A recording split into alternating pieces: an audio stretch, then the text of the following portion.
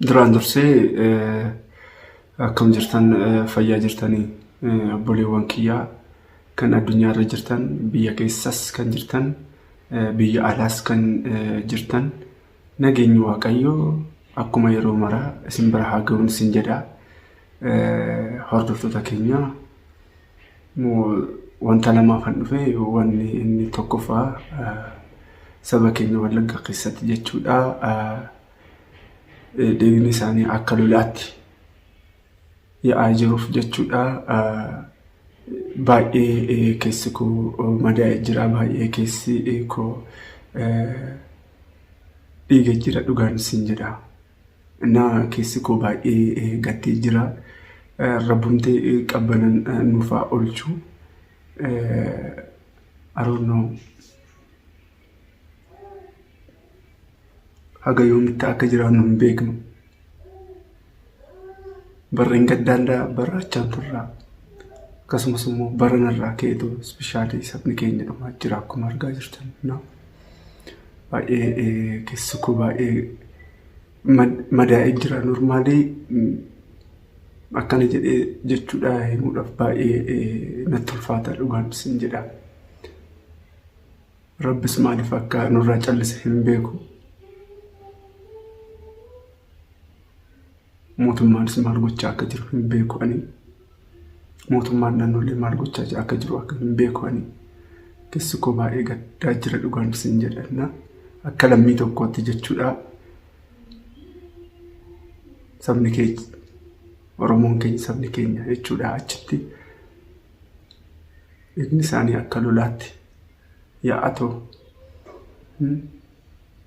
Mootummaan machiin information waa'ee kana isa bira gahaa uma beektan isa kana jechuudha.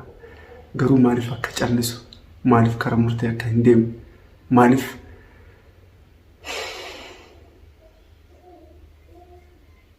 waa'ee kana ilaalchiseetoo jechuudha baay'ee keessi koo gaddee jira. Rabbumti qabbana nuufaa oolchu warreen biyya keessa jirtaniif warri biyya alaa jirtan dhugaan isin jedha. Rabbi isin bira haa dhaabbatuun jedha. Ispeshaalii warri keessan Wallagga keessa kan jirtan tokko yeroo dabartinaaf bilbileetoo jechuudha. Dhugaan isin jedha.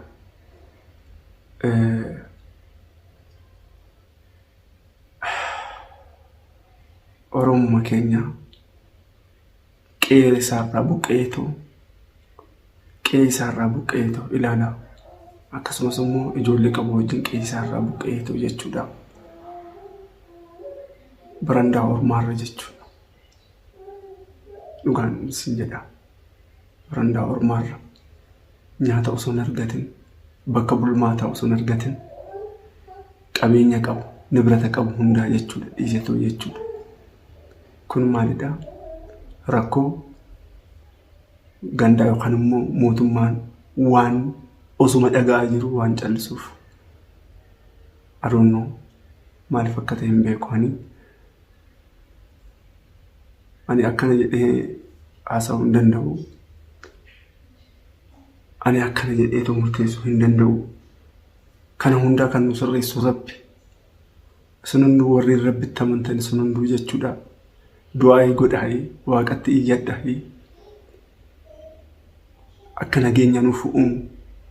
Akka qabbana nuuf oolchu jechuudha. Rabbi kadhadhaa dhugaan isin jedhan. Hordoftoota waaqii. Dhugaan isin jedha.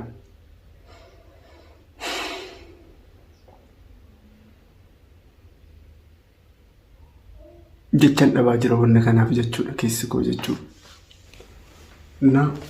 Please nu nageenya barbaanna yeroo ammaa kana. Nu Itoophiyaa keessa jirra. Nu nageenya barbaanna. Nageenya dhabne. Bari'u oduma badaa dhaggeeffanna. Informationii badaa dhaggeeffachaa jirra. So mootummaan isa kana ilaaleetoo gadi bu'eenyan jechuudha. Ilaaluu qaba. Mootummaanis maaliif akka callisan beekuun. Bataam silchit na hidhee jira baay'ee silchit na hidhee jira. Dhugaan isin jedha. wannuma gaarii even tiifasatti akkatti banneetu jechuun wannuma gaarii wanti gaarii hin jiru dhugaan sin jedha. Keessi kiyya baay'ee madaa'ee jira. Qaxaleewwan kiyya baay'ee silchitti ani naasa'u miidiyaa irratti naasa'u malee jechuudha. Kana haasa'uu sin danda'u. Keessi kiyya dhugaan sin jedha baay'ee dhiiga jira. Keessi kiyya baay'ee madaa'ee jira dhugaan sin jedha. Maaliif akka ta'e hin beeku waan argaa jirtan warreen biyya alaa jirtan firootawwan ijoollee warra wallaggaa taatan dhugaan karaa keessatti natti haasoftan akkam ta'eetan dhufa ani biyyatti galuu barbaada akkam ta'eetan dhufa jechaatu jechuudha WhatsAppidha sagalee isaanii na argaa jiran dhugaan sin jedha. Ilaala biyyuma keessatti dhalanne jechuudha biitti keenya deebi'eetoo diina yoo nuti ta'u jechuudha. Naa keessi koo baay'ee madaa'ee jira. Rabbumti qabbana nuufaa oolchu rabbumti nageenya nuufaa buusu. Keessi kiyya baay'ee nuffee jira dhugaan sin jedha. Bakka ganama bari rafnu kaan jechuudha akkumatti of sodaachatan jira bakka sabni keenya asitti yoo jechuudha duddu'aa jiru jechuudha. So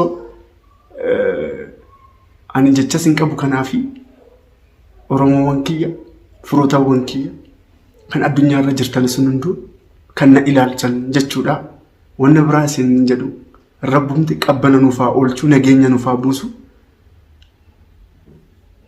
dhugaan isin jedha. Ani nama biraarraa eeguu hin danda'u. Ani rabbirraa hin eegaa jira bakka rabbirraa hin eegaa jira.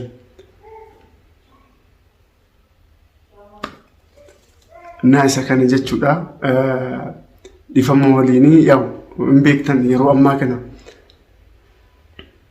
keessi koo baay'ee nuffee dhugaan isin jedha. Naa please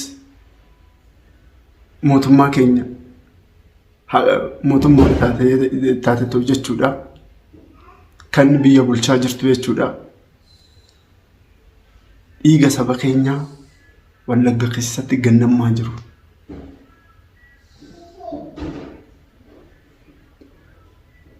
Yeroo osoo hin baay'isin jechuudha ammuma jechuudha murtee irra gahuu qabdi jechuudha.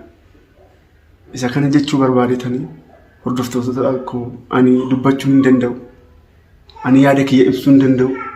Keessi kiyya garuu baay'ee dhiiga jira. Keessi koo baay'ee madaa'aa jira. Rabbumti jechuudha. Ani wanta isin jedhee jira rabbirraa hin eegamaree namarraa hin eegu ammarraa ka'eetu jechuudha. Rabbi kana haa faradu dhugaan isin jedha. Dhiiga saba keenyaa Rabbi haa faradu dhugaan isin jedha. Rabbi haa kadhannu. Nu hunduu bakka jirrutti jechuudha Rabbi haa kadhannu. Qaxaleewwan kiyya hordoftootawwan kiyya. Callisnee jechuudha addunyaarra taatanii ta'u jechuudha miidiyaan kan na ilaalaa jirtan jechuudha.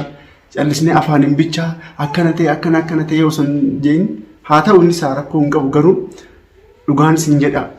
Onneedhan jechuudha kara Rabbiitti iyyadhaa isin hunduu. Rabbitti iyyadhaa dhugaan isin jedha. Furmaata kan nu kennu Rabbi bichaadha.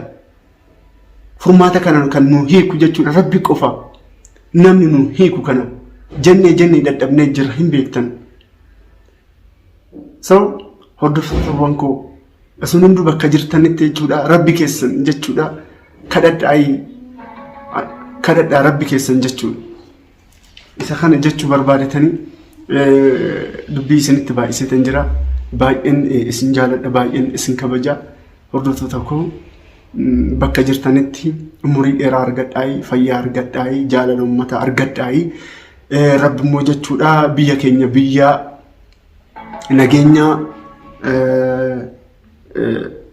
biyya nageenya biyya jaalalaa nuuf haa godhu. Keessi koo kana yaadaa jira dhugaan isin jedha. Keessi koo baay'ee kana yaadaa jira. Yooma akka argannu yooma akka nu dhufu hin beeku malee jechuudha keessi koo kana yaadaa jira dhugaan isin jedha. Naa isa kana jechuu barbaadetanii dhiifamaa isin as dhannaqeetan isa rakkiseetan jira garuu jechuudha wanna natti dhagahame dubbachuu hin danda'u. Dhiifama naa godhaa qaxaleewwan kiyya hordoftootawwan kiyya yaada qabu isiniif ibsee jira.